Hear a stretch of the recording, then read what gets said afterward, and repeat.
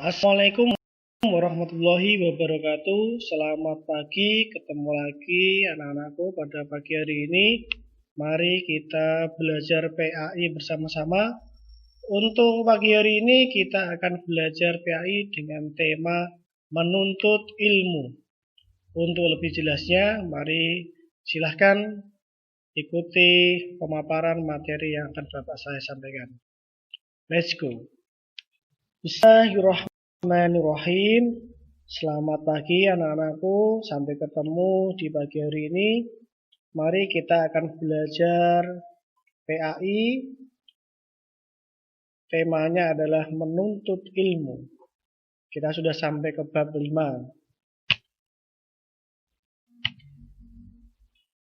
Nikmatnya mencari ilmu dan indahnya berbagai pengetahuan. Latar belakang. Setiap umat manusia, baik laki-laki maupun perempuan, wajib untuk menuntut ilmu. Menuntut ilmu harus dilakukan dengan penuh semangat dan tidak boleh dengan bermalas-malasan.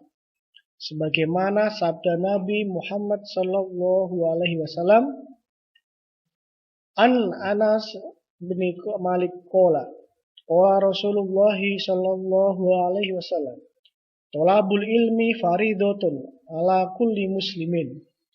Rawah Ibnu Majah. Yang artinya, dari Anas bin Malik, ia berkata, Rasulullah sallallahu alaihi wasallam bersabda, menuntut ilmu adalah kewajiban bagi setiap muslim. Hadis riwayat Ibnu Majah.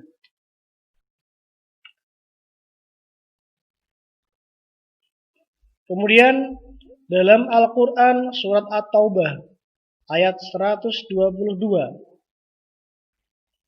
Wa ma kana al-mu'minuna liyanfiru kafah falaula nafara min kulli firqatin manhum ta'ifatul liyatafaqahu bid-dini wal yunziru qaumahum idza raja'u ilaihim la'allahum yahzanun. At-Taubah 122. Artinya, dan tidak sepatutnya orang-orang mukmin itu semuanya pergi ke dalam perang. Mengapa sebagian dari setiap golongan di antara mereka tidak pergi untuk memperdalam pengalaman agama mereka, dan untuk memberi peringatan kepada kaumnya apabila mereka telah kembali, agar mereka dapat menjaga diri.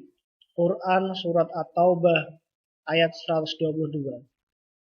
Berdasarkan ayat di atas, umat Islam diperintahkan oleh Allah agar memiliki semangat untuk menuntut ilmu. Hukum menuntut ilmu. Hukum menuntut ilmu wajib itu terbagi atas dua bagian. Yang pertama adalah fardu kifayah dan yang kedua fardu ain. Fardu kifayah itu artinya wajib. Hukumnya wajib mencari ilmu. Akan tetapi apabila ada salah satu orang yang sudah mempelajari ilmu tersebut, itu sudah menggagalkan kewajiban seluruh umat yang lain. Itu untuk fardu kifayah. Sedangkan yang kedua fardu ain. Fardu ain itu wajib bagi semua orang. Setiap individu wajib. Jadi mencari ilmu itu hukumnya wajib. Kedudukan orang yang menuntut ilmu. Allah akan memberikan beberapa keistimewaan dan kedudukan bagi orang yang menuntut ilmu. Di antaranya yang pertama, diberikan derajat yang tinggi di sisi Allah Subhanahu wa taala. Yang kedua, diberi pahala yang besar di hari kiamat nanti. Yang ketiga, merupakan sedekah yang paling utama. 4, lebih utama daripada seorang ahli ibadah. 5, lebih utama dari sholat 1000 rakaat. 6, diberikan pahala seperti pahala orang yang sedang berjihad di jalan Allah. Selanjutnya, 7. Dinaungi oleh malaikat pembawa rahmat dan dimudahkan menuju surga. 8. Diberikan kemudahan masuk surga. 9. Terbebas dari kebinasaan. 10. Dijauhkan dari pemimpin yang bodoh. 11. Diangkat derajatnya dari Allah. Dan 12. Memperoleh kebahagiaan dunia dan akhirat. Kriteria manusia menurut Al-Khalil bin Ahmad. Kriteria manusia di dalam menuntut ilmu. Yang pertama, ada orang yang tahu bahwa ia mengetahui. Ada orang yang tahu bahwa ia mengetahui. Maka itulah orang alim atau orang yang berilmu. Maka ikutilah. Yang kedua, ada orang yang tahu dan tidak tahu bahwa ia mengetahui. Maka itulah orang yang tidur dan bangunkanlah dia. 3. Ada orang yang tidak tahu dan ia tahu bahwa ia tidak mengetahui. Maka itulah orang yang memerlukan bimbingan dan ajarilah dia. Yang keempat, ada orang yang tidak tahu dan ia tidak tahu bahwa tidak mengetahui. Maka itulah orang yang bodoh dan waspadalah. Mengamalkan ilmu. Bagaimana caranya kita mengamalkan ilmu? Pertama, ilmu tidak hanya untuk dicari, tetapi juga harus diamalkan. Islam mewajibkan kita untuk mengamalkan ilmu yang kita miliki. Kedua, seorang pencari ilmu yang pandai akan dianggap sebagai orang yang bodoh apabila ilmunya belum diamalkan kepada orang lain. Yang ketiga, dalam hadis sahih diriwayatkan dari Usamah bin Zaid, dia berkata, aku pernah mendengar Rasulullah Shallallahu Alaihi Wasallam bersabda, pada hari kiamat nanti akan ada seorang yang didatangkan, kemudian dilemparkan ke dalam api neraka. Isi perutnya terbuai, sehingga dia berputar-putar sebagaimana berputarannya keledai yang menggerakkan penggilingan. Penduduk neraka mengerumuninya, mereka bertanya, hai fulan, apakah yang terjadi pada dirimu? Bukankah dahulu engkau memerintahkan kami berbuat kebaikan dan melarang kami berbuat kemungkaran? Si fulan, dia menjawab, dahulu aku memerintahkan kalian berbuat baik, akan tetapi aku tidak mengerjakannya. Dan aku melarang kemungkaran, aku sendiri melakukan kemungkaran. Hadis riwayat Bukhari Muslim. Menyampaikan ilmu kepada sesama. Nah, setelah dapat ilmu, kita punya kewajiban menyampaikan ilmu kepada sesama. Orang yang memiliki ilmu wajib menyampaikan kepada orang lain. Tidak ada ketentuan yang mengatur seberapa banyak ilmu mulai disampaikan kepada orang lain.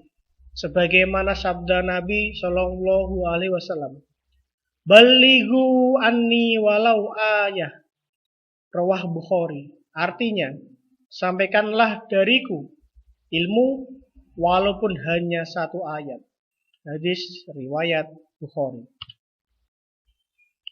Implementasi pemahaman Quran surat At-Taubah ayat 122 dan hadis yang relevan. Jadi bisa kalian perhatikan. Nah, untuk sikap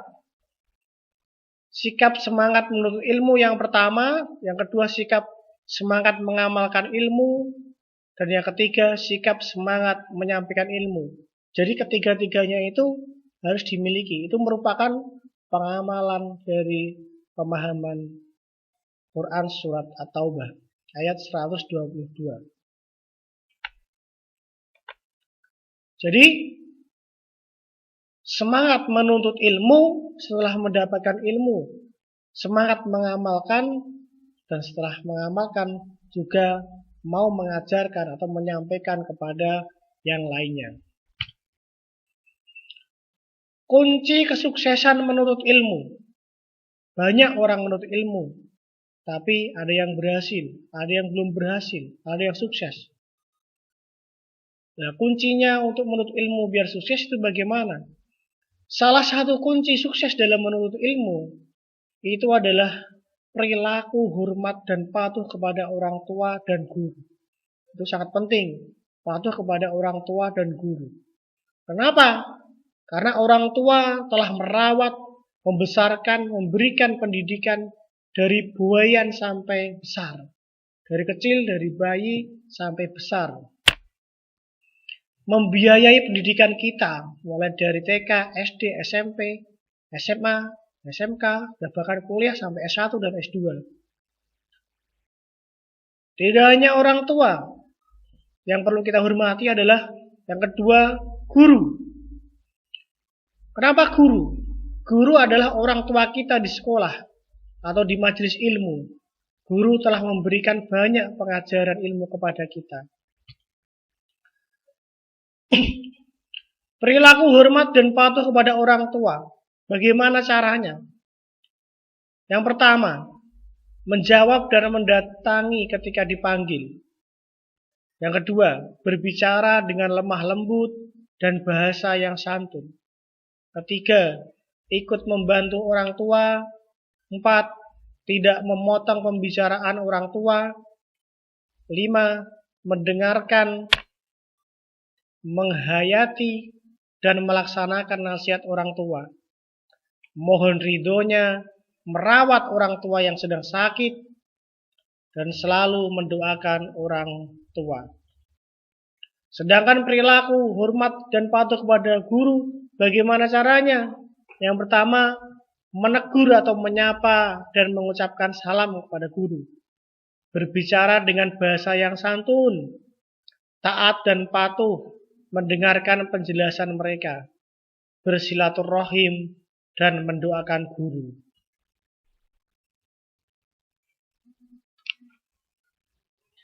Demikianlah tadi sedikit uraian yang Bapak sampaikan. Semoga bisa menambah wawasan dan pemahaman ilmu kepada kalian semua. Dan jangan bosan-bosan untuk menuntut ilmu. Semangatlah menuntut ilmu.